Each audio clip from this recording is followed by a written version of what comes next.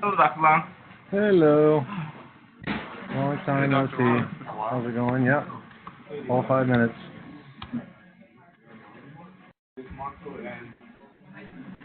Welcome back, guys. Lectures on Internet? Uh-huh. They'll be on YouTube. Yep. Just like before.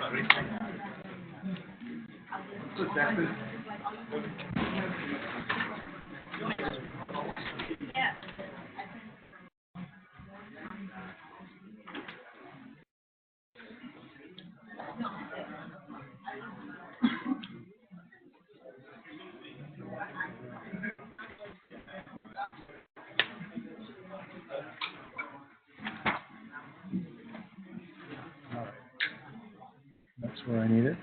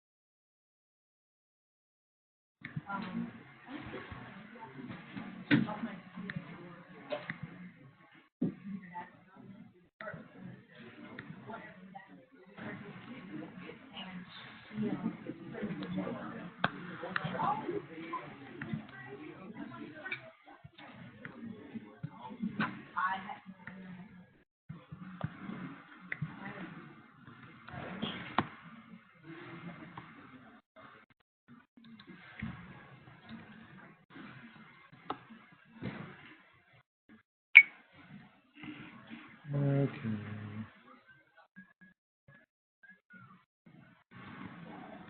Good.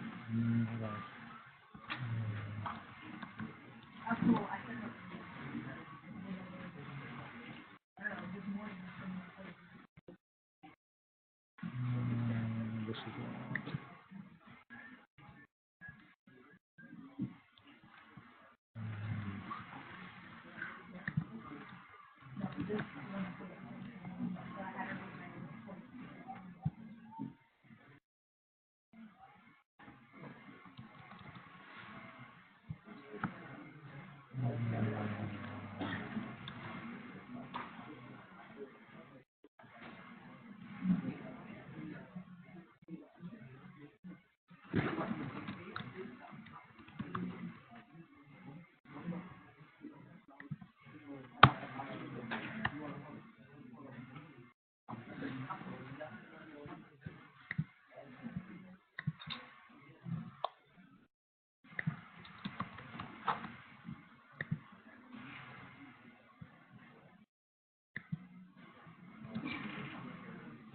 Let's try it again.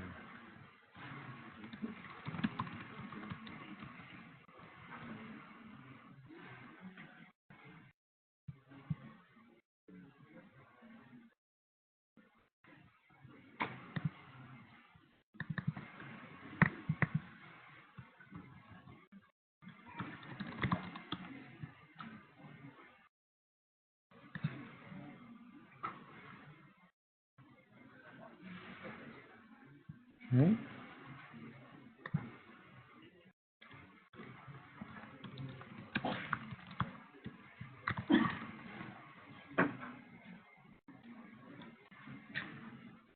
It's just getting more and more fun to find stuff. Let's see, is this the one I want? Let me see if these will work. No.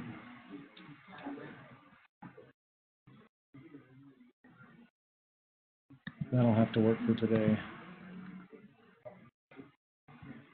All right. think we are ready to go. Hi, everybody. This class is being recorded, just for your information. So all of our lectures will be recorded. I guess I can take my cap off. Hi, I'm Kevin Long. You guys hopefully are here for computer networks. Okay, good. Then I'm in the right place. Hopefully you guys are too. We're gonna go through a bunch of stuff this semester, but we're adding things that aren't in the book because it's not possible to really keep up with what's going on, and it's also more fun if we add some things that are outside the textbook. But what we're going to do today is kind of get you grounded in the way we're going to run the course, and then we'll begin going through some of the material. And one of the most important things to start off with isn't in any of the current networking textbooks, so maybe I need to add a chapter at some point along the way for one of the authors. Please make a note of my cell phone. It'd be a good idea to take yours out right now and add my number in there. And we'll talk more about when you should use that. I've given it out to probably 20,000 students, and no one's made me regret it yet. A couple have come close, but it's for very legitimate purposes. I mean, nobody's like, scam me and stuff like that. So just don't be the first, okay? Don't run it for everyone else. I haven't had any marriage proposals or drunk at night or anything like that. So so far it's the beginning. I use WhatsApp, so if you need to reach me, you can use WhatsApp or you can send a text message. And like I said, we'll talk a little bit more about why and when to use my phone number. If I don't move this, I'm going to trip over it in spectacular fashion. Okay. The class is relatively traditional. We have homeworks that we'll do. There is no fourth hour for a lab. I've petitioned the department again that they need to add one because it's not possible to really do introduction to networking without some lab work. You don't want to just like read how to ride a bicycle and then be expected to go out and get on a bicycle, or read how to cook spaghetti and then know how to make it happen. You've actually got to do some of this stuff. So we may have some mild lab looking things as part of the homeworks, but they'll all be able to be done on your own computers or on that of a friend. You will find still references to Google Drive in my material. We're not going to use Google Drive this semester. I will send you guys a link for a Dropbox folder, and we'll try to use that for everything. Right? Google, the problem I have is they don't synchronize stuff reliably, and they don't tell you that they've not synchronized it. They don't tell you it's crashed. They don't tell you it's not working. And so there have been a few times when students have been working on one assignment that I updated like 2 days ago and nobody knew. And I didn't know. So we're going to try Dropbox and see if that works any better. Dropbox has never failed to synchronize. What I'm concerned about is, can I keep you guys from writing on each other's work and things like that? So this reference that still is in here to Google Drive is old. It should say Dropbox. And I don't have the link for you today. I'll send it in an email. All of our lectures are streamed live using a video conferencing program called WebEx. If you've taken a class from me before, you know that already. And all of the lectures are recorded. So what I'm saying right now is being recorded, and you'll notice a little video in the corner. That's because if there's somebody who's joined remotely, they can kind of participate that way. So you don't physically have to be in the classroom with me in order to participate in class. There's a correlation, however, between grades and presence, not maybe because the best students come to class, but the students who come to class turn out to be the best students. You know what I mean? They get a few more points out of things.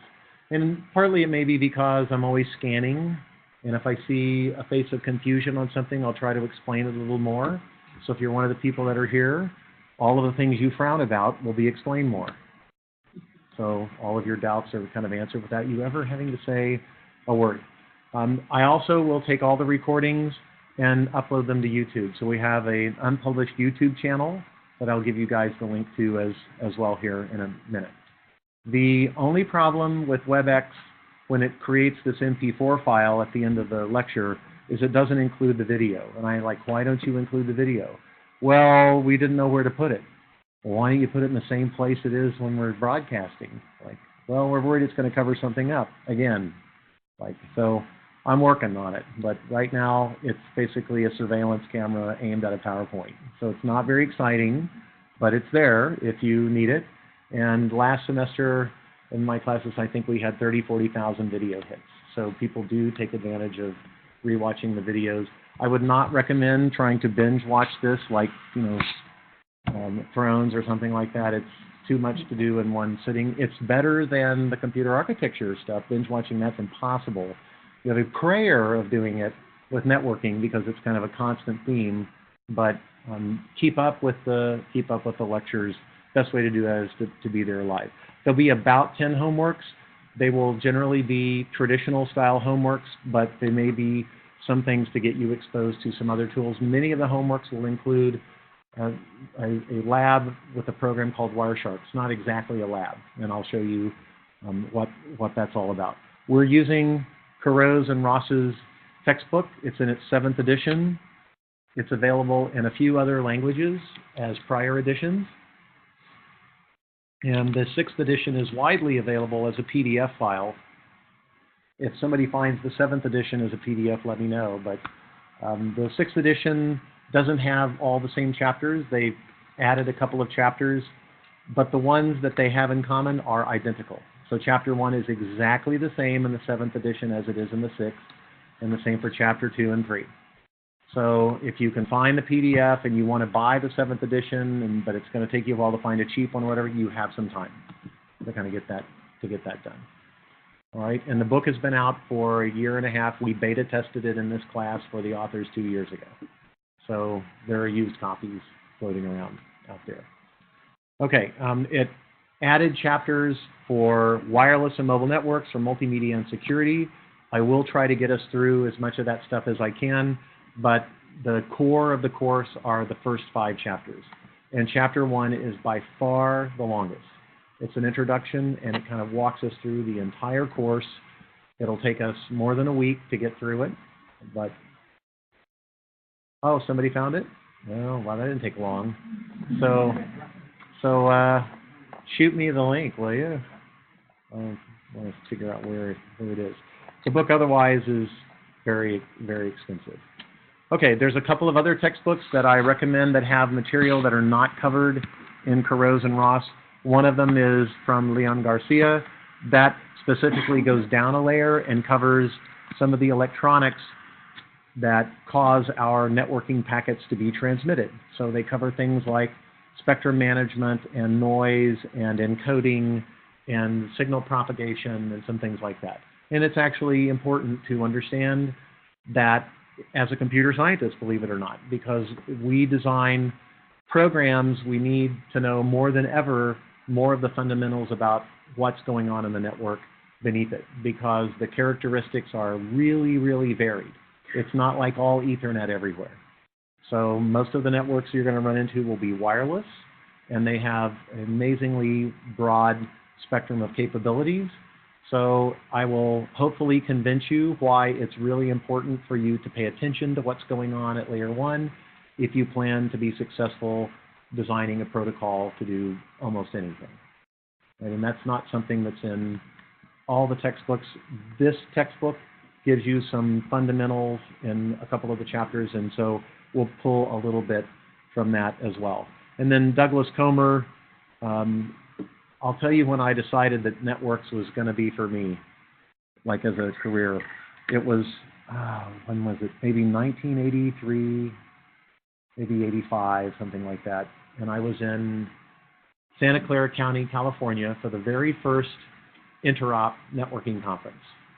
And this was a conference way before the internet. This is a conference of people who were interested in TCP/IP and interconnecting institutions to what by then was a large collection of networks, big enough that people called it the internet. It had started off as a military project some years, a decade and a half earlier. So I showed up with Stan Barber, who now has gone on to do things like run Google Fiber and a few other things.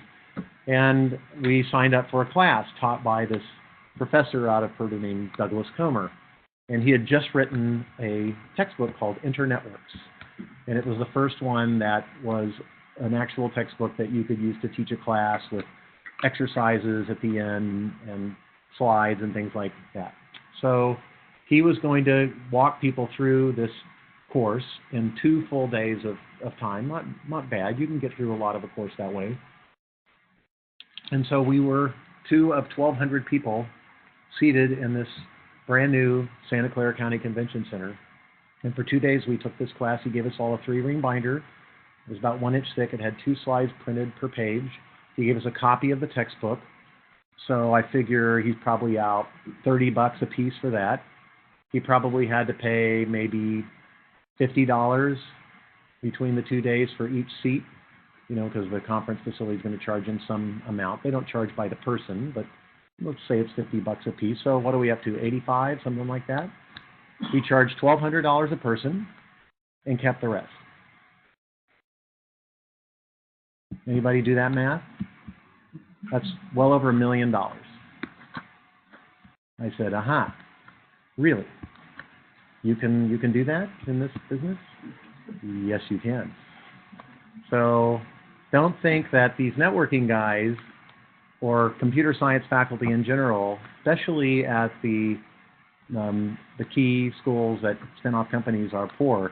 The typical trick at Stanford is to get one of the faculty to be on your board so you can be more attractive to a venture capital fund, and you throw them some stock. And so this is why the last I checked, I think it was up to every single person in the Stanford computer science department was a multimillionaire because of this very factor. The president of Stanford, the 10th president of Stanford, who stepped down last year, was a computer scientist, Hennessy. So nerds have taken over the world. So if you are not sure if you are a nerd, I hate to inform you, your very presence in this classroom, you've tested positive for the nerd gene.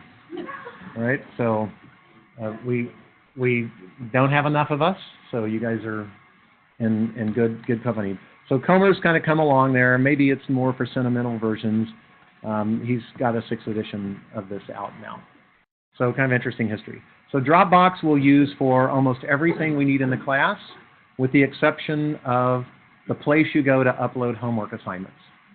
So Dropbox is a really good tool at giving each of you your own place to upload a homework submission. It gets time-stamped.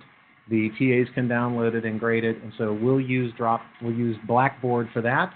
But you'll get an email anytime a homework is assigned, and it'll tell you to go into the Homeworks tab on Blackboard and download it and work it. I'll try to make sure you always have a weekend to do homeworks. I can't guarantee 100% of the time, but 90% of the time. How about that? Like, we may have an exception here and there. The homeworks will be the source of material for the exams, just like in all the other classes I teach. And we'll have a study guide before the midterm and before the final printed that will prep you with the problems that are going to be on the exam. We'll dedicate a lecture to practicing them together, and then you'll have the exam. The grades in this class on exams are generally, the low score is usually double of what it is in a computer architecture class. So if you took computer architecture and you got a really crappy exam score, you will usually get a much better one just because of the material. So this isn't 1,000 unrelated topics. This is one continuous stream of information, of material. We were lucky. We picked a protocol to build the internet that we're still with 40 years later. It's been modified. It's proven to be very malleable, very durable, and that's the reason why it's not constant hopping around between all kinds of technologies. However, we will show you lots of other networking technologies because it is not the only networking technology that you need to know. And the other area that textbooks are usually really weak on is what's commercially available. If you go work for someone that has a network, you're going to be buying 2 different kinds of networks, internet connections and the one to connect all your corporate sites together. And these books don't usually talk about that. So we will. We'll have some material on that as well. YouTube has an unpublished channel. I'll send you guys the link for that. These are the 2 tiny URL links for the 2 WebExes. If you feel like it and you can read it, I don't know if it's possible to read that or not, but try putting that into your favorite device now while you're here to make sure WebEx will pop up for you. Just going to this link should cause WebEx to install on any kind of device, whether it's on a laptop or phone or anything else. So the reason why it's important to have WebEx is because I'm not here on Wednesdays. So I travel between 2 countries each week. I teach in person the Monday lecture here. The Wednesday lecture, I'll be someplace else, and I'll teach it via WebEx. So you need to have WebEx installed. If you are we're in my computer architecture class, you're probably doing nothing right now because you totally get this already, right? So if you're looking around and somebody's ignoring me, that's probably who can help you. Because they're like, yeah, WebEx again, we know. And so, oh, so you got a new laptop now? I noticed you were taken after it, like, wow, she's like right on top of it when it gets the link. It's the same URL for the whole semester. There are 2 different sections of this class. There's another one tomorrow morning, and we cover the same material in both. I don't say exactly the same words. I'm not reading a teleprompter, but we'll cover the same material, and I will end at the same point in each one. So if you miss Monday's lecture and you do want to hear one live, tune in to the Tuesday one, or the same with Wednesday and Thursday. Okay, there's a chat window in WebEx as well. That's the place to let me know what's going on. If something's kind of crazy, do not assume I know that things are going wrong, like the audio has stopped or my headphone has gone crazy. I threw the old one away, by the way, those of you who dealt with that thing with me last semester and bought a new one that's supposed to have better noise cancellation, but hopefully it also won't like die with screaming sound in your ear. So I hear people joining in, which is great. That's exactly what you ought to be doing. We'll probably hear feedback. Somebody will have their speaker turned up. That's okay. This is the lecture to kind of figure that stuff out. The people that I hear are telling me, for one thing, they figured out there's a really important second step to WebEx, and that's the audio connection. Once you join WebEx, then there is a second step to connect to audio. If you don't see a dialog box in front of your face asking you, and how would you like to join audio today? Then you need to go looking for an audio menu or a microphone icon or something like that. Otherwise, you will see the slides and you will hear nothing going on. So that's going to happen anyway. I could tell all you guys this 100 times. There'll still be somebody like, why can't I hear audio? So maybe they weren't here today, or maybe they're deep into something. So the chat window is something that we'll use to kind of remind you. So the other thing that the chat window is good for is kind of group learning. So depending on the year, I've had the chat window be completely taken over by a band of aggressive students who teach me That's great. People ask questions, they answer them, they get in arguments. That's all fine. I've had other semesters where people are really, really timid. I think it was my deodorant. I changed the deodorant. So I can't figure out how it's just a mix of functions. Okay, so one of the things I'm going to do right now is go up and mute everybody, which I will usually do at the beginning of the meeting.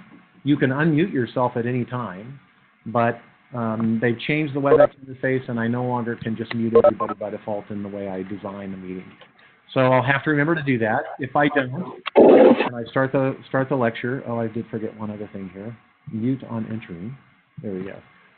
Please let me know. Text me. So if we're in 5 minutes into the lecture and you can hear somebody talking to their dog, or somebody eating or something like that, you're not supposed to hear that, let me know, and because I forgot to mute everyone.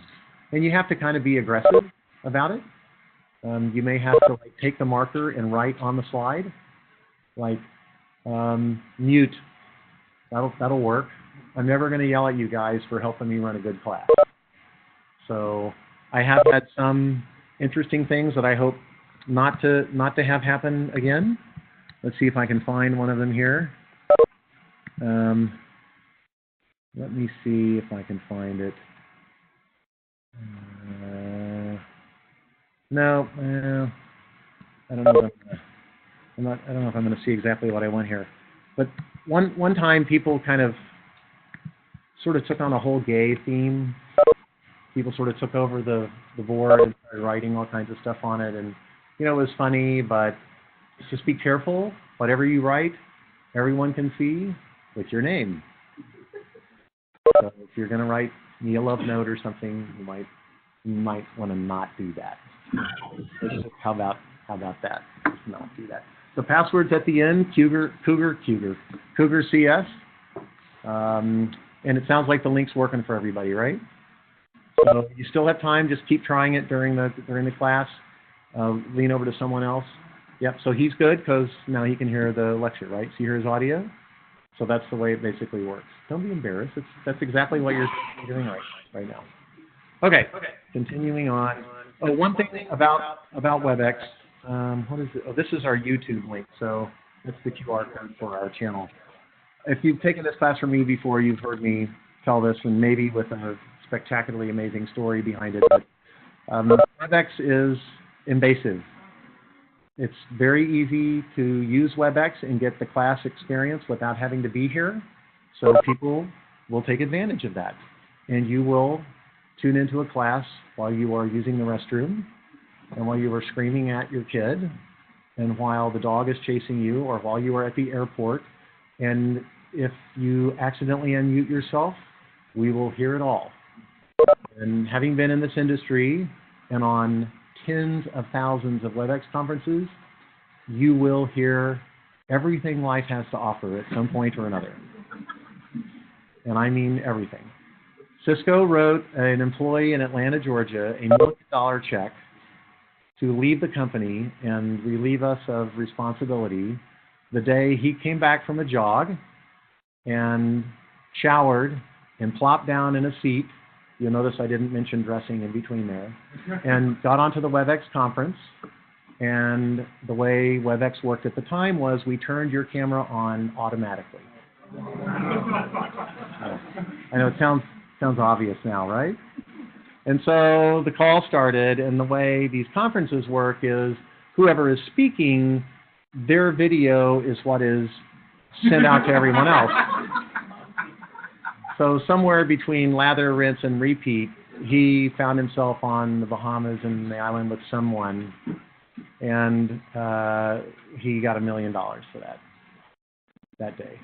And the last thing he did when he finally heard people screaming his name from all parts, when somebody recognized him, they looked at his face, the last thing he did was stand up and lean over the laptop and rip the cables out of the back, which froze the image on the camera. Yeah. So this is God's truth. And he still works in the industry. And, you know, when something like that happens to you, you're either going to kill yourself or own it. Right? And he owned it. And so his question was, how much do you get paid? Right? Yeah, so I'm just letting you know, hopefully nothing like that will happen, but it might. So if something embarrassing and funny happens, you can chuckle, that's great. You're next. That's the way that curse of WebEx works, all right? So I've got a lot of fun stories about networking mishaps in the industry to tell you guys. So, yes? So in regards to the do you prefer us to ask questions on the chat, or can we unmute ourselves and ask questions? I don't care how you ask questions. You can unmute yourself and ask. Most people want to ask via chat. The thing that happens with chat is I may not see it immediately, so I want you guys to kind of help if you know the answer, or you think you know the answer, or you want to add to the question. Go for it. That's what it's. It does not show up in the recording. Whatever happens on chat, stays in chat. So if you want the juicy stuff going on chat, you have to be live on the WebEx. All right. Okay. Like I said, for Dropbox, we'll put all of our general material there. When we assign a homework, there's almost always going to be typos and things like that, and sometimes there's mistakes. If you're the type of student who dives into a homework to take a look as soon as it's assigned, expect to find some. And text me. That's one reason to use my phone number. Send me a text. You've got to let me know which of the 8 classes I'm teaching you're in. I'm in 4377, and I found a problem, I think, on number 3. Shouldn't this be, XYZ, and take a picture with your phone or whatever you want, however you want to do it. And I'll usually drop what I'm doing and fix it right then and upload it. If it's a minor edit, I won't bother blasting an email out to everyone because it's minor.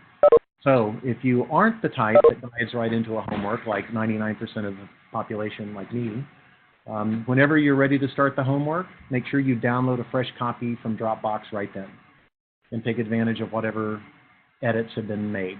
You know, sometimes it'll be silly stuff like I have the wrong semester name on it or the wrong course name or God only knows the typos. And the TAs help us review them, but stuff still passes. And you guys, if you've taken Classroom before, you know this already. Homeworks all get turned into Blackboard. All right? You guys all know Blackboard, right? So if you don't know Blackboard and you haven't used it, it's not the most fun tool, but it works well for at least this. It does have bugs. So when you upload, you can only upload one file. So if you have multiple things to upload, zip them. Don't tar them or use some other encryption means, or the TA will go like, I can't open it, and give you 0. So if you've got a Wireshark lab and a home textbook problem and something else, and plus you took a couple of pictures of something, zip them together and upload that. Right? It would be a really good idea then to turn right around and make sure you can download whatever it is you've uploaded.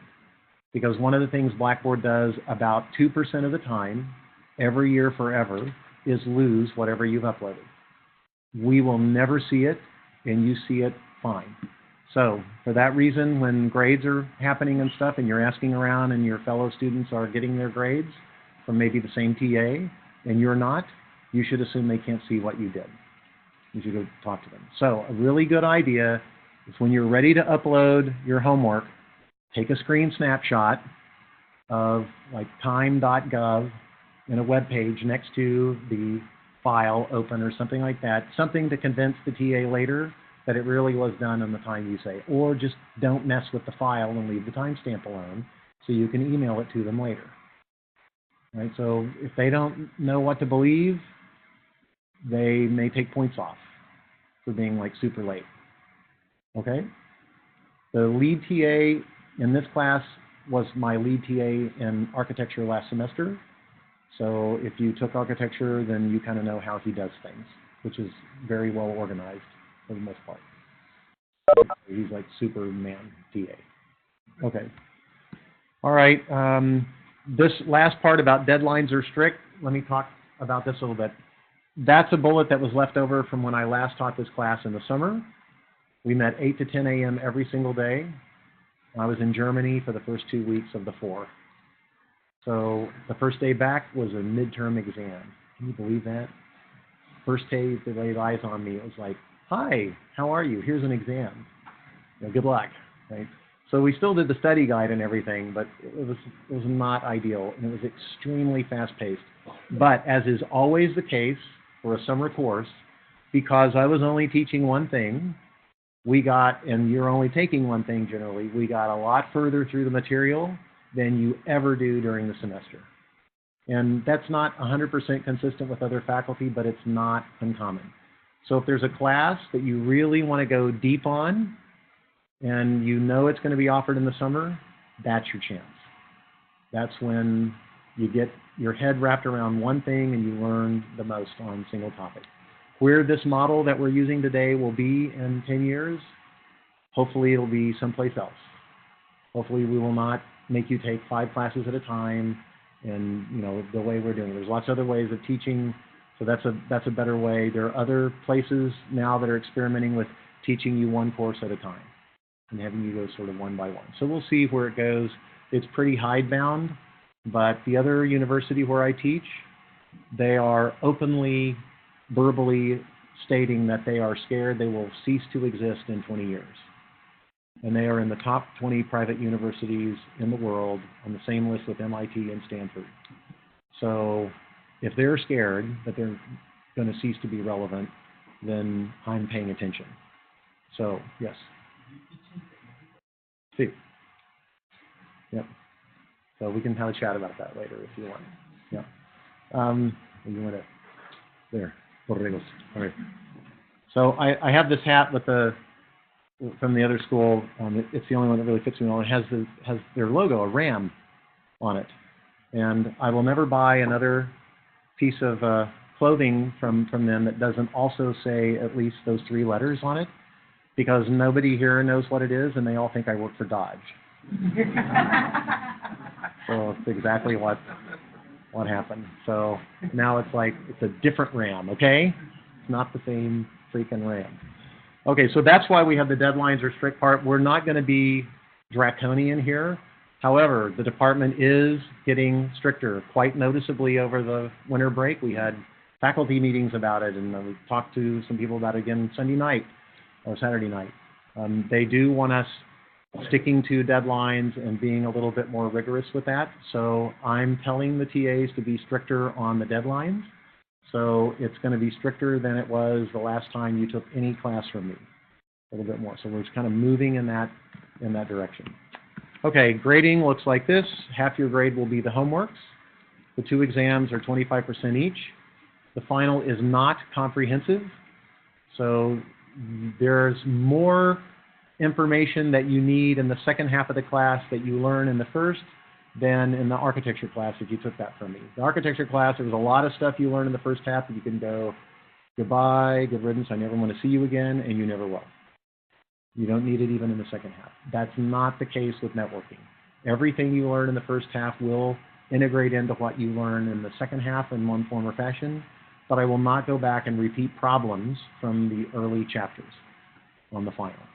We will stick with the material that we cover in the text in the second half. So to the degree that it's possible with the material, it's like 2 courses. So we have a kind of a dividing line in the middle. All right, how to pass the class. I drew a diagram before, and I need to draw it, I guess, here.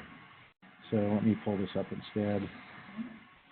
And one of the other things I'll do at the beginning of the semester is I will forget to share my Sketch app here. And so people on WebEx will still just see the slide, and they will not see this.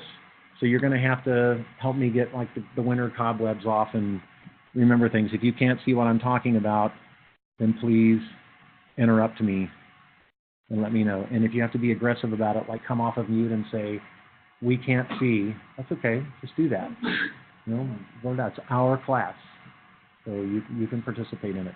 Okay, so here's the way I grade.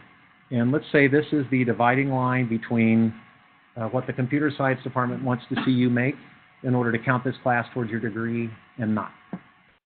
So there's kind of a target. And we get the grades and we sort them, students down here and score over here. And they form, something that looks like this. So these people are in the danger zone. They're below the target they want to get. I will start at the bottom scoring student, and I will look to see how you are doing on homeworks. Are you turning them in? Are they on time? Are you working the problems? Or are you leaving half of it blank? Are you turning in the Wireshark work as well? If you are, I don't really care what score you're getting on it. I will ask the TAs usually, like, do you know anything about the person? And let's say this person hasn't been turning in half the homeworks, and that's probably why they bombed the midterm, but this person is. And so what we'll do for that person is elevate their grade to this point right here and change the slope of that curve, of that line. So people that still are here are in the danger zone, but much smaller one, and everyone else's grades get moved up less and less as you get closer to the top. So the point is, if you stick with me, you participate, you do the homeworks, you'll pass the class. All right? I almost don't care what you get. You can't turn in garbage. I'll ask the TA, like, what's the homework effort been like? But the people that will fail will be the ones that stop turning things in. So I had about a dozen people fail architecture last fall out of 300 students because they didn't show up to the final and or the midterm and or didn't turn in labs and or didn't turn in homeworks. Those are really easy to grade, by the way. That's the only plus. So the rest of the people, I will try my best to drag you across the finish line. Plus networking is kind of fun and interesting, so most people are more engaged anyway. Question over there? Hassan Muradi is the lead TA, but I will send you guys a list with the names. I'll put it on Blackboard under contacts, which is what I've been doing the last couple of semesters, and that seems to work out with their email address. I have them, but they sometimes don't like giving you guys like their one address. They prefer you use a different one so they can queue up all the homework-related stuff in one account. So I just wait until they tell me what email they want me to give out. We'll also have office hours for the TAs since we don't have a lab, right? And they may team up. They may offer 2 different times during the week, and they trade off a few of them on one of those times during the semester, and a few of the others they trade off. That's up to them, however they want to do the schedule. If, when the schedule is published, however many dates they come up with, if they don't work for you, speak up. Let us know that, you know, they're both during the day. They know that I have lots of students at work. How many people here work? Yeah, so evening classes have lots more people that work, so they know they're going to need to do one probably in the evening, and they'll do one when there's not a lot of classes going on. Yes?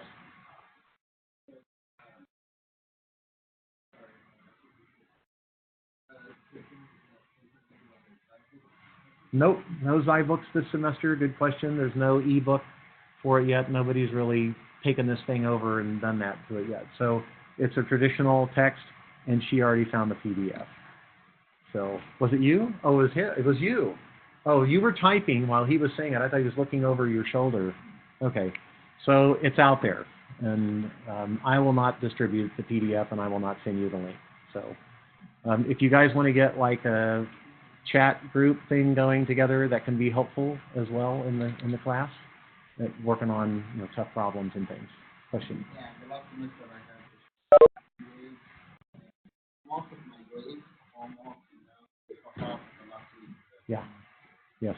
So I didn't know where am I. So yeah, so we had a long talk about that. They were grading as they went along. They just hadn't uploaded things.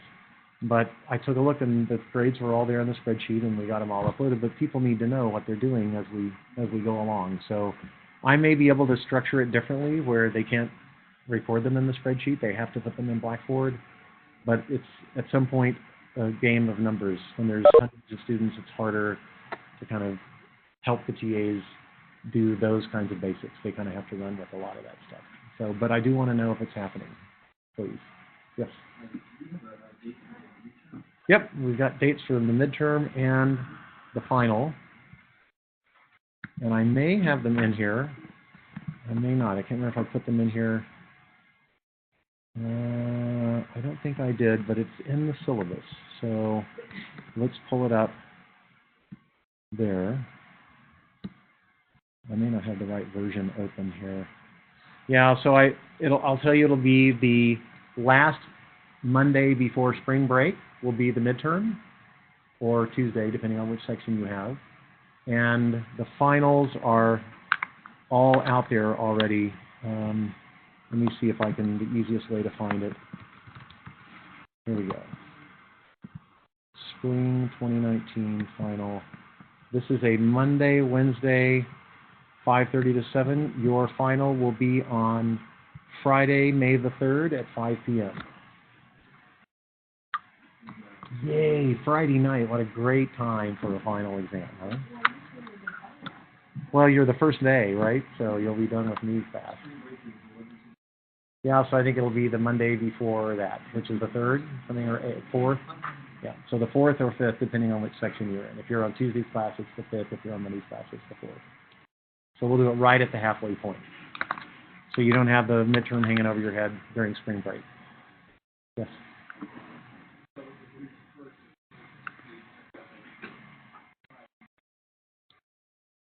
We'll be able to accommodate some of that, swapping stuff around if your schedule needs to. I'll ask the TAs to put together a list that lets you guys do that. But it went insane on the midterm last year, so we'll have sign-in sheets like we did on the final for architecture, and so you must show up at the exam time you're assigned. That doesn't mean you can't swap. That they'll publish a sheet with empty spots in it, and if it gets full, you have to find somebody that's willing to swap. That's all. Yes. Yes, it's on Monday, April the 4th, during class. I think that's the week before spring break. Is it March? Right. It's the Monday before spring break, so it's March the 4th. Still the 4th, but it's a different month. Well, I was close. I had the number part right. So March the 4th. If you show up to April 4th, take the exam, you're probably right.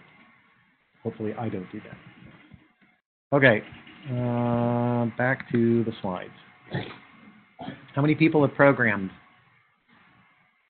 If it wasn't in C, Python, or Java, yeah, okay, so we lost a few people. So have you guys, with the prerequisite that you had to take, did it involve programming? So people sometimes ask me, like, will I be able to do the class if I haven't had the prerequisite? Like, I don't know, I didn't take the prerequisite either. I mean, I didn't take that class here. I have no idea what they're teaching in it. Well, I kind of do, but the point is, I try to teach you everything you need to know self-contained in this class, but some programming may be helpful to you guys. Well, we may take a look at how to write a line of code, say in C or in Python, that causes a connection to be established over the internet and for data to travel to a computer at the other end. Just kind of the basics of that kind of stuff. That's kind of helpful. Okay, there are a set of socket programming assignments. When you open a connection with another computer someplace else on the internet for the purpose of sending data back and forth, you are said to have created a socket, kind of like an electrical socket, I guess. So socket libraries are libraries that have been pre-compiled and included that you include in with your code when you're writing it and compiling it, that will pull in those functions that allow you to send data through a variety of protocols between computers on the internet. So we'll get exposed to what those look like. There are 7 of them offered by the author, and we'll pick a couple, and I don't know if I'll assign them to you or if we'll just walk through them together. They're a lot more fun if we use a packet sniffing tool at the same time to kind of show you what's going on. So we may find some fun ones to do like that. Another of labs that I will draw for homework problems will come from a company called Wireshark. Anybody heard of Wireshark? Okay, quite a handful of people. So Wireshark is a company that makes a program called Wireshark, and they're actually owned by somebody else now, but they've kept the product name because it's kind of a household name in networking. And what it does is it captures and shows you the packets that are flying over the network.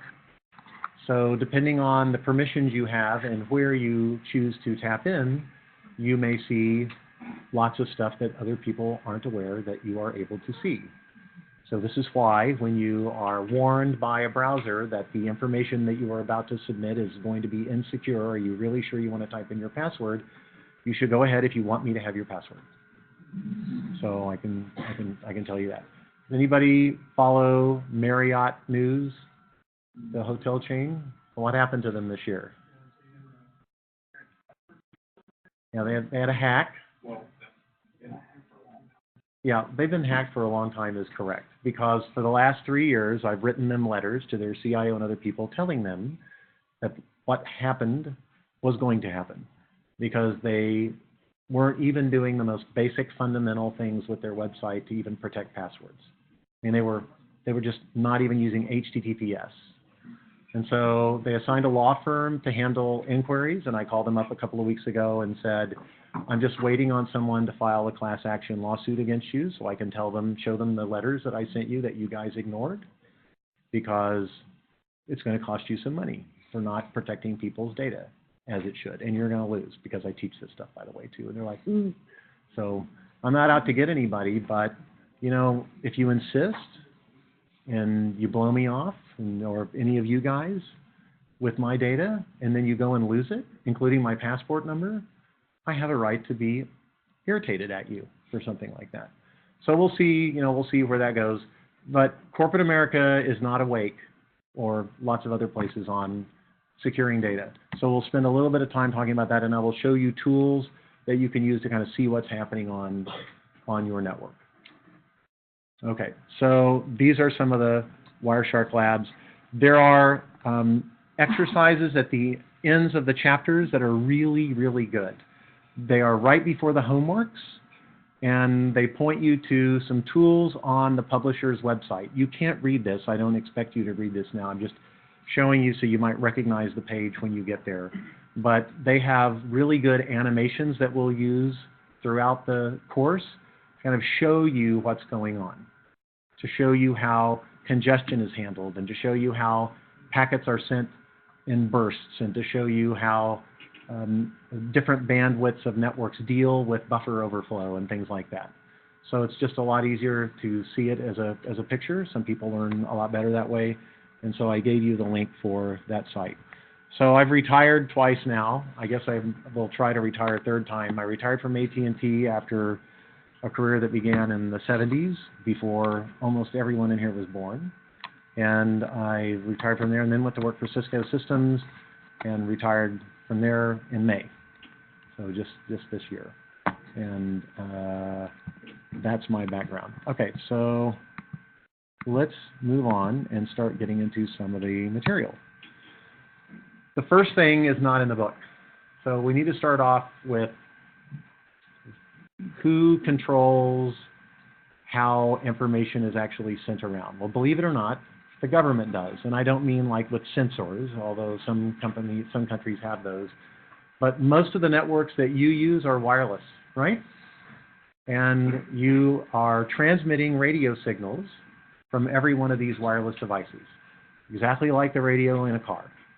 You have an antenna and you have a radio transmitter in every one of these devices. An iPhone has radios inside of it that transmit on lots of different frequencies, and they have antennas that can receive signals on lots of different frequencies. Did you know that? So that's how they basically work. What you do with those signals, the patterns that you choose to send, comprise the information. And so when you hear things like GSM and LTE and TCP, those are all dealing with the patterns that you use to encode the information onto these radio waves. But the radio waves don't change. It's the same for everyone, regardless of what you use it for. And there's a lot of competition for these radio waves because some of these waves are high frequency and some of them are low frequency, and they have different properties, particularly in propagation. So some frequencies get stopped and bounce right off of glass. So those might not be the best frequencies to use for cell phones, because people would like to be able to use their cell phone while they're inside a room and have the signal pass through the window, right? Or some of them aren't good about passing through the metal sheathing, the thin aluminum foil that's on the foam board insulating all of your houses and buildings, and it bounces off of that. But other frequencies can pass through those things. Light, for example, which is part of the electromagnetic spectrum, bounces off my hand, but X-rays pass through. That's why doctors use X-rays to see what's inside your hand. It's just a different frequency of radio wave. That's all it is. It's a different frequency, passes through atoms differently. Some things won't pass through water, some will pass through space for a much further distance, etc. So someone has to set up rules about who gets to use which frequencies, and they have to make it the law. Because before somebody's going to turn their manufacturing plant over to building 1 million devices that all use these frequencies, they need to know that it's going to still be okay tomorrow for them to still use that frequency, or they're not going to build the equipment to do it. So if you want to build a radio frequency-based device, the first stop is the Federal Communications Commission, the FCC. Now, what do you suppose the FCC's website looks like today? Let's go look. So let's see if we can find it here. I have to move this window down a little bit. Here it is. Impact of potential lapse in funding on commission operations. That's okay. What about the NTIA, the National Technical Institute? Whoops. There we go. Missed. They changed their name. Oh, come on. And sometimes when I'm guessing URLs, I pick like bad guesses. Okay, due to a lapse in government funding, this and almost all NIST affiliated websites. So it's a good thing I screen dumped some of this stuff because all these sites are down right now. So yeah, So if you wanted to get a license for a device, like build a cell tower and put a radio on it, you can't do that right now.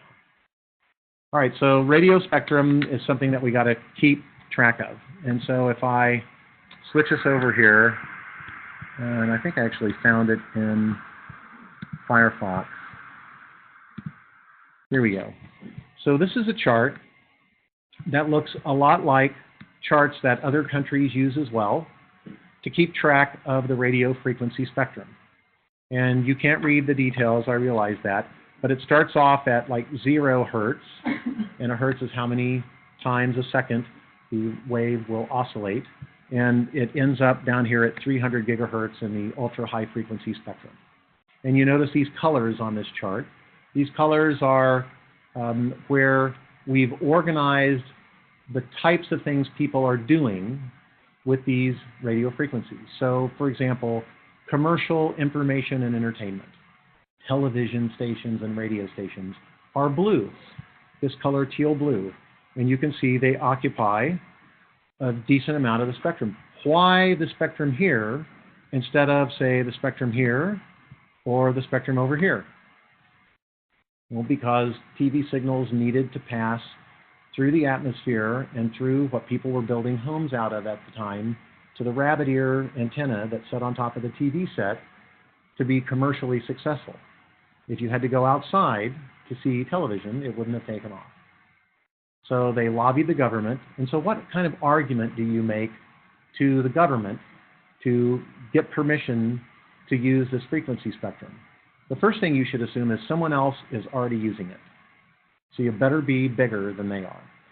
So what does bigger mean to the government? Money. You can generate a lot more tax revenue. So one reason why the FCC grants wireless carriers the frequencies that they want, which are these, let me make sure I don't lie to you here. Let me look at my little Post-it note cheat sheet there. Spectrum, broadcasting, amateur, mobile, pink. So wherever you see pink on this chart, which is in lots of places, that's where a carrier has successfully lobbied the government to assign them permission to build equipment that will transmit on that range of frequencies. So starting at 0 to 10, this is just a range of frequencies. And you must have a license from the government to build equipment that transmits at those frequencies. If you build one that transmits or receives at frequencies without the proper license, you can go to prison. So there was a guy in Atlanta, Georgia, that drove a station wagon who is kind of after my heart, I think. I mean, this is sort of something that sounds like, I wished I'd have thought of it first kind of deal. He didn't like the fact that people who drove around him on his daily commute to work in Atlanta were on their cell phones and distracted from driving. And so he built a device that interfered with the range of frequencies that cell phones used. And so the signal that your cell phone was receiving was still coming from the cell tower, but there was a stronger one coming from the back of his station wagon that was able to prevent your cell phone from correctly deciphering the patterns to ones and zeros to turn it back into an audio stream or whatever it is you were doing, a text message, etc. You also couldn't transmit. So he had this cone of silence around him of a few hundred meters. And so wherever he drove, everybody just had to pay attention, I think was his idea. But of course, what do people do when their phone's not working? They pay even more attention to the phone, not less attention.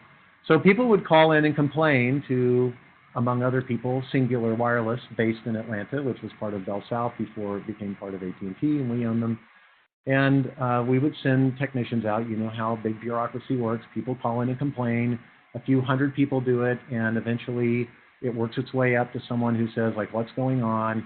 And they look on the equipment, and everything looks fine. The power never went off, you know, but they maybe did notice some things going off, and it takes months for it to get to a point where somebody's actually going to do something about it. And it ended up with the FCC getting involved, and they mapped out the pattern of this, and they caught the guy, and it was like a $65,000 fine and probation from prison. So I think that just repairing the broken fender or whatever else he might have suffered probably would have cost him less.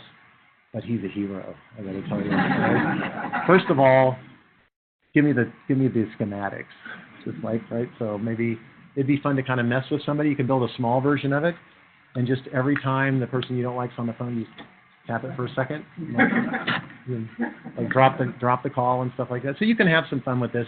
So money is one reason for sure. Yes. Yeah. So that's why it's illegal. That's why you can get put in jail. But so does my basement, right? So there's lots of other things that prevent myself from calling 911 as well. So yes. Isn't it also what can use the government to do whatever you're trying to put on their license? Say that a different way. I don't know what you're saying. Like, you know how our phones get the presidential work? Yeah, so that's not that they're taking over the frequency. That's because they're taking over the service. So they do have the ability to take over some things, though. So all of the radio frequency spectrums comes with a clause in the license that you can Google and download and read that the government can take it over. You must relinquish control of your frequency to the government at any moment when they ask. So why did we do that?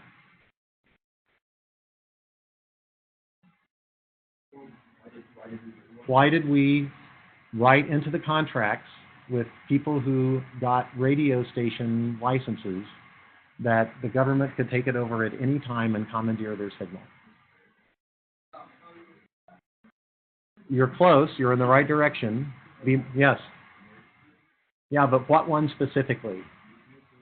Whose? To tell you that the Soviet bombs are coming.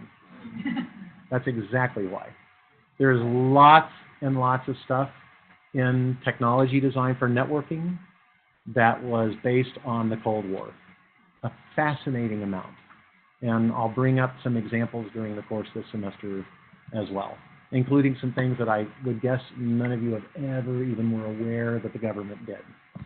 Crazy things. Has anybody ever seen on a really old radio two little triangles with circles around them in two different spots? For radios made in the 60s. It would be Grandpa's old car that he kept for 30 years in the garage, kind of a thing. So this never works when I try to do this. Let's see if I can find one here. Here we go. Let me see if I can get lucky. Is this how? No, of course not. So it never works when I try to do it on old car radio 1960. Let's try 65. See if we can find something there. This one might have it. I might get lucky. I can find it again. Okay, you see there's two little spots on this dial. You can't see what it is. So those are the frequencies that you're supposed to turn to if you see like nuclear missiles flying across the sky and you want to know what's going on. So those are called clear channel frequencies, and the government maintained transmitters all across the United States that at any moment would activate, and the president could speak into a microphone wherever he was, in the White House or in a bunker, hopefully by then, and it would be broadcast out over that frequency on all radios in the United States. So if there was a national emergency, you just tuned your radio to one of those two circles. It was printed on the face of every radio manufactured. It's crazy in the 60s. Right? So that's one example of taking it over. What you're talking about, like the Amber Alert kind of things or stuff like that, that's just asking the phone companies to force a message to you, usually accompanied by a shrill tone. Since 9/11, there's a bunker outside of Washington, D.C. that's staffed by a senior manager with direct access to technology operations for every carrier in the United States and for a number of other technology providers, 24 hours a day, 7 days a week. It's a presidential, basically, command bunker. If they need to tell those carriers, I need you to get this message out, I need you to set this up, to do whatever, they're there forever, right, since 9/11. So I worked with a guy that manned that bunker for a while, and You know, he doesn't really want to talk about it. He's not probably supposed to, and I don't really want to hear anything I'm not supposed to hear. So I can tell you after 9/11, I had the FBI come to my office and all kinds of stuff. You know, so that was kind of, things changed after that as well, and we'll mix in some stories about a little bit of that stuff as we go along as well. One thing I got is lots of fun stories. So each one of these frequencies, like that pink I showed you, the other thing that you may notice about this is those bands, they were shared. Let me go back and show it to you one more time here. If I pull it down a little bit. Stop it. It pops up. Can I find it here? Yeah, this is close enough. I think it was right here. Okay, so you'll notice some of these areas like blue are just like solid blue, but most of them are split into two halves, top and bottom, and some of them down here are even more and more and more. So people that came along first got lots of frequency spectrum because we didn't know it was going to be so valuable. So we gave them a lot more than we should have and regretted it later and did things to try to recover from it, like end broadcasts of analog TV signals in 1995 and force everybody to buy new digital televisions. Anybody old enough to remember when that happened? Same kind of deal, right? Or we made every person in the United States swap out their cell phone in 1987, I want to say, something like that. No, there were many millions, but we gave the carriers a couple of years to do it because we needed to eliminate the way those phones' radios work. So we needed to eliminate the radios and give them new phones that used a different encoding technology. As we got better at building faster chips and smaller electronics, we needed less and less spectrum to get the same amount of information to you. And so we come back around once in a while and take spectrum away and divide it up and lease it out. So when the government auctions off these spectra, they make billions of dollars. AT&T scratches out a check for over $1 billion to have the exclusive right in these cities to use these frequencies at these specific locations on these towers at this elevation with this design pattern at this signal strength. It's down to that level of detail. So you guys know the local channels here, right? 2, 8, 11, and 13. Is there a 2, 8, 11, or 13 in San Antonio or Dallas? Anybody come from either of those cities? Nobody comes from Dallas or San Antonio? Boy, have we ticked them off. So generally, you will not find the same television channels used for the major networks in the closest big cities. Why? To give signal separation, so you don't compete with each other. So Oklahoma City was 4, 5, 9, and 13, and we are 2, 8, 11, and 13, and so on. But if it's over cable, it doesn't matter. This is only wireless stuff we're talking about. So you make money off of it. When you get a license, you're given a license to broadcast at a certain strength and a certain point in time. So this is why Channel 2 in Houston is not the only Channel 2 in the United States. There are other Channel 2s that broadcast. They don't have to be NBC affiliates. They can be anything. They just can't be really close to this one because that radio transmitter has 100,000 watts and nobody's supposed to be using that frequency within 250 miles of it. All right, makes sense? Same thing's going on with cell. You lease frequencies, and when you turn your phone on, your phone starts listening on a variety of frequencies, and it's listening for a certain heartbeat pattern that indicates that it's your carrier. It's built into the SIM chip. That's one of the things that teaches your phone. Look to see if you see a carrier identification signal from any of these carriers because those are all me or my roaming partners. And if it sees it, it'll pop AT&T up in the top of your phone. And when you go to another city and it sees something else, it may say T-Mobile because it couldn't find an AT&T one, and that's who their roaming partner is there. Right? But they're using the same frequencies over and over. Some frequencies do not require a license. In fact, some of them are prohibited from being licensed, and they're available for anyone to build equipment that uses that frequency, and they're available for anyone to listen on that frequency. Can you think of one? Walkie-talkie is a great example. I guarantee one of them, almost every person in this room is using it right now. Wi-Fi. So Wi-Fi is a set of 20 frequencies that almost every country around the world agreed. This is the other problem. Everyone has to agree around the world. So you've got 20 frequencies that each Wi-Fi device knows how to use. Some frequencies can't be used in some countries. So first thing they got to figure out is where they are and turn off the frequencies that they're not supposed to be using. In France, you can't use 19 and 20, for example. In Mexico, you can't use 19. Here, you can't use 1. And it figures out the ones that are available. But anyone can build a device that speaks Wi-Fi, and you can install it anywhere you want without having to get a license from the government ahead of time. You cannot transmit more than a certain signal strength, or you're violating that public license. Yes? Because they're already using them for something else. So in France, the fire department was using one of the signals for stuff. There's no more spectrum. So this is all big lobbying effort. So how do you get access? How do you agree? Who produces a chart like this?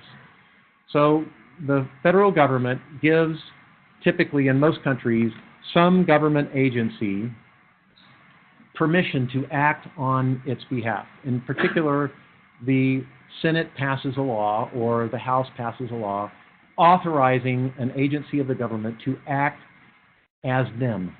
They give them the force of law, the ability to execute binding contracts that require the entire United States government, its industry, operate in a certain way. They give them guidelines to do it. And so these usually are far more technical people, bureaucrats that are not being paid right now. And they go to conferences with their same type of people in other countries. And there are contractors that are specialists at writing software to crank out diagrams like this that everyone uses.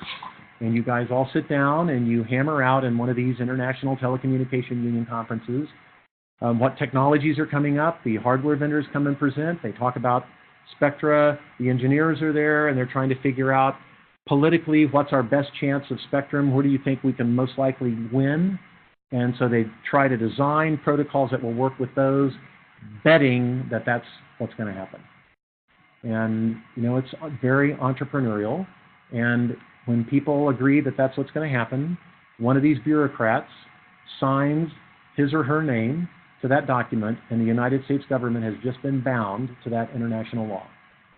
That's how communications treaty law works. No one teaches it, at least outside of law school. They maybe teach it at Georgetown. It's sitting right there at the FCC.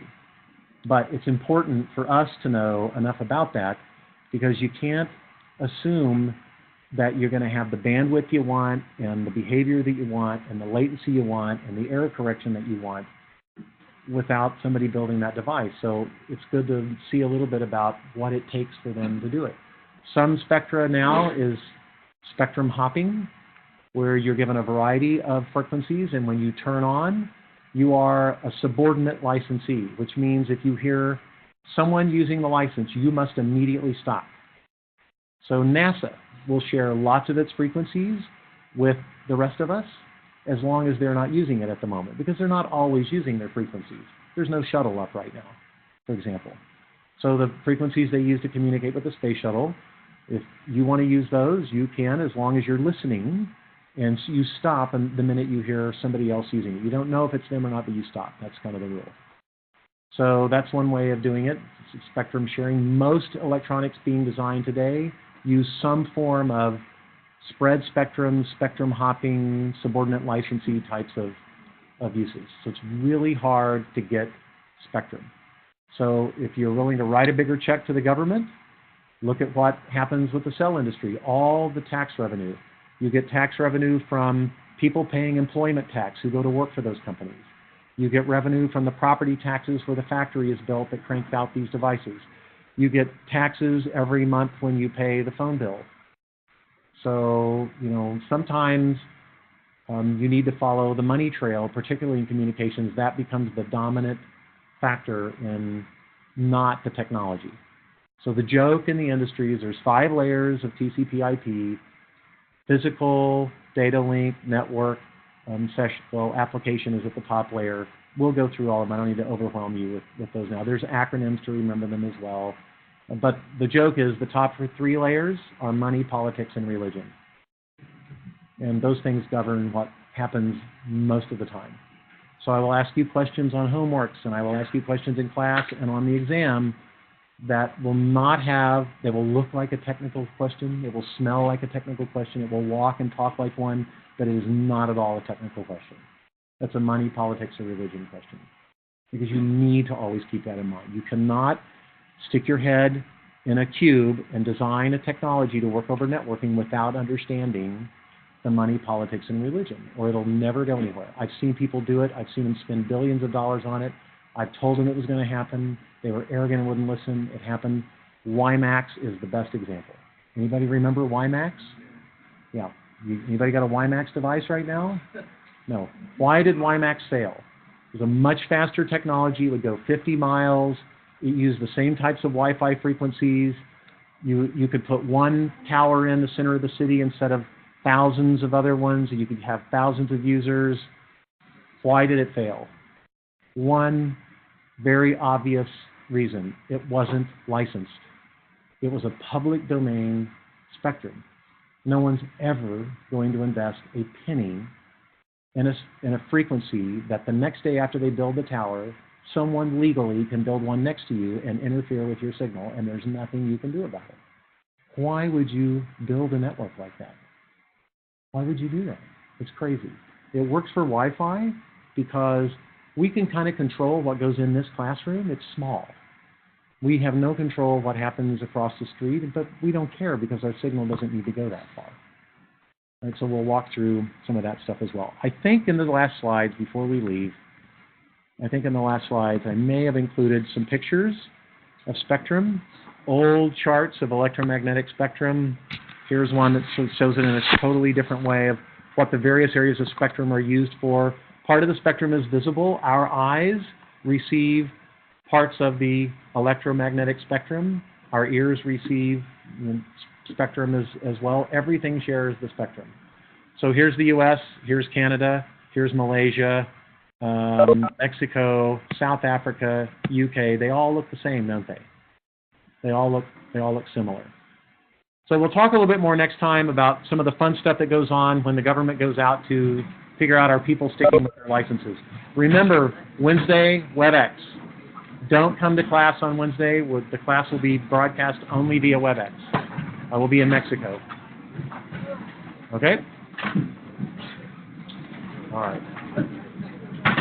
Keep an eye on email, guys. We may have a late start time on Wednesday, so keep an eye on email. I'll send you an email.